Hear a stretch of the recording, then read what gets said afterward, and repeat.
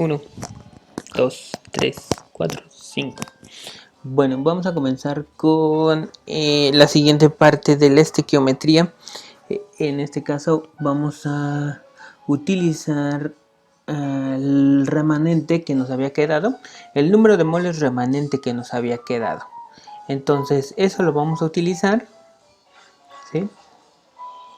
Por lo regular, no sé si se acuerdan, nosotros casi no utilizamos el término de número de moles en una reacción, sino lo que utilizamos principalmente sería concentración o conversión, que por lo regular nosotros siempre queremos calcular las conversiones, porque la rapidez de reacción siempre está en función de conversión o en función de concentración. Entonces, este número de moles lo podemos convertir en concentración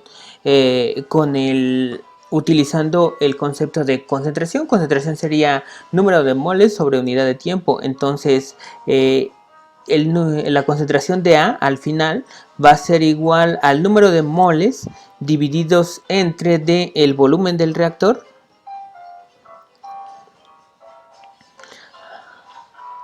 el volumen del reactor.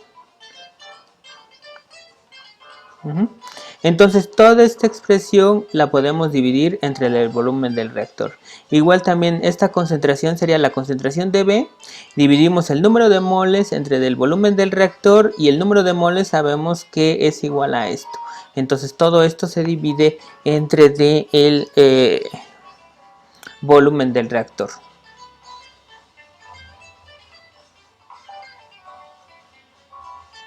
Entonces todas estas serían V mayúscula,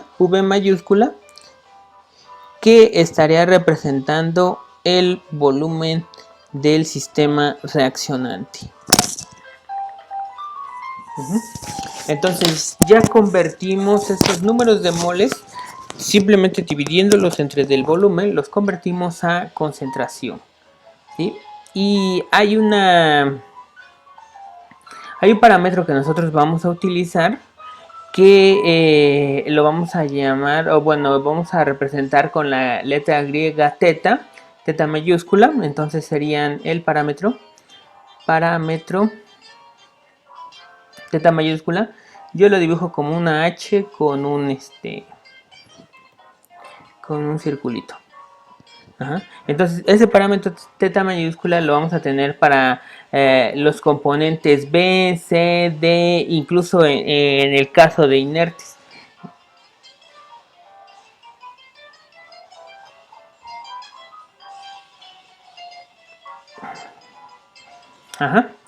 Entonces, por lo tanto, nosotros tendríamos que, en este caso, el parámetro, tenemos que hacer referencia a al compuesto o a la especie con la que vamos a estar trabajando.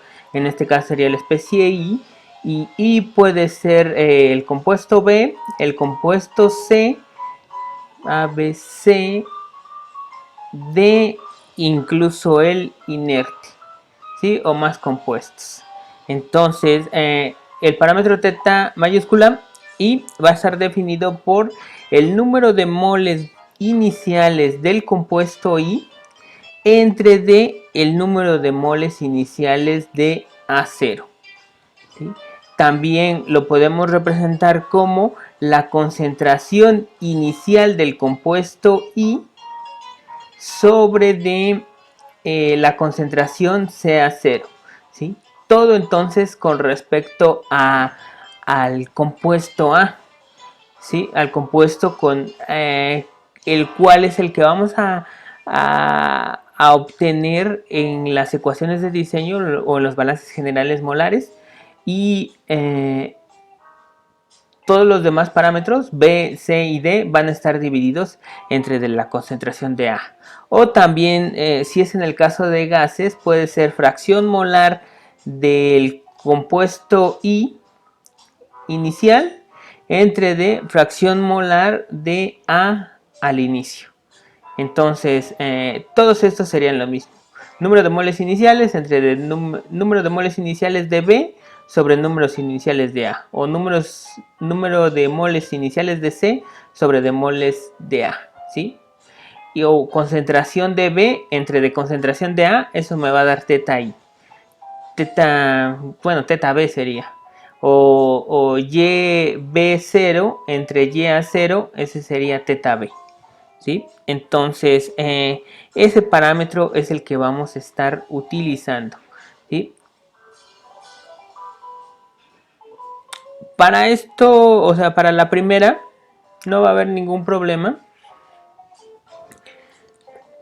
No va a llevar ese parámetro teta i. ¿Sí? ¿Por qué? Porque nosotros aquí lo que vamos a hacer es, o bueno, ese parámetro teta i va a valer 1 porque va a ser concentración de inicial de A inicial sobre NA0, pues va a ser igual a 1. Y aquí lo vamos a ver porque esto en este caso sería si factorizamos NA0 sobre de volumen, y esto quedaría como 1 menos X.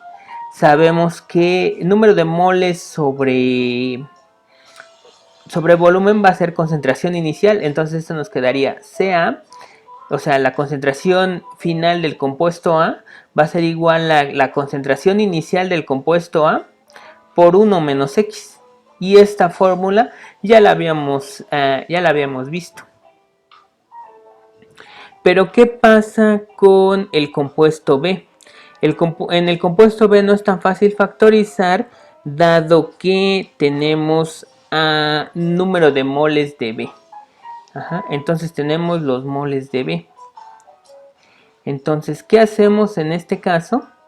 Pues en este caso lo que haríamos sería multiplicar por NA0 a esta expresión y dividirlo entre de n a 0.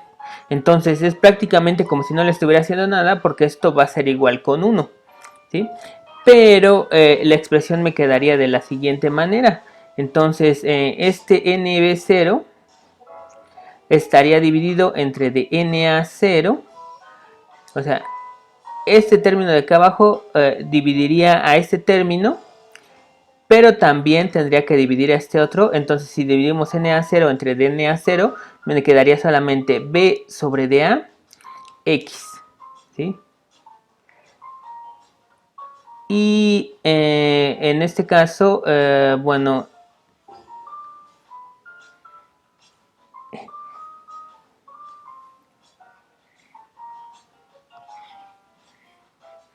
esto sería lo que va a pasar con este término de acá abajo, pero este término de acá arriba, este NA0, simplemente lo voy a dividir entre del volumen.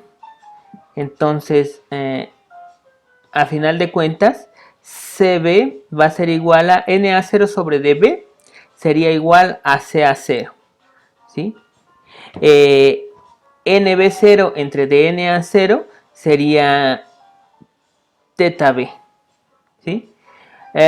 Y esto sería menos B sobre DA X, ¿sí? Y lo mismo tendría yo que aplicar para el compuesto C. Entonces ya no lo voy a hacer porque sería prácticamente digamos el mismo razonamiento. ¿Sí? Dividiría yo o multiplicaría por NA0 entre DNA0 y después digamos este de acá abajo dividiría a todos los términos de C, ¿sí? Y aquí me quedaría teta C, y este NA0 se dividiría entre DNA0 y quedaría igual con 1. Entonces la expresión me quedaría CC va a ser igual a CA0 teta C más C sobre DA, ¿sí? Acuérdense que este es positivo, más C sobre DA X. Y después sería CD va a ser igual, CD sería igual a CA0 teta D más D sobre DA X. Y este sería la estequiometría para reactores intermitentes o para reactores tipo batch. ¿Sí? Esta sería la estequiometría para reactores intermitentes o tipo batch en el caso de volumen constante, porque acuérdense que puede ser en este caso fase líquida o fase gas, porque los reactores batch no cambian de volumen, van a tener un volumen definido, no puede haber cambio en el volumen, entonces por lo tanto esta se puede aplicar tanto para la fase líquida o para la fase gas con cambio de volumen. Pero como vamos a tener un volumen constante, no va a haber cambio de volumen, entonces se puede aplicar para la fase líquida y para la fase gas.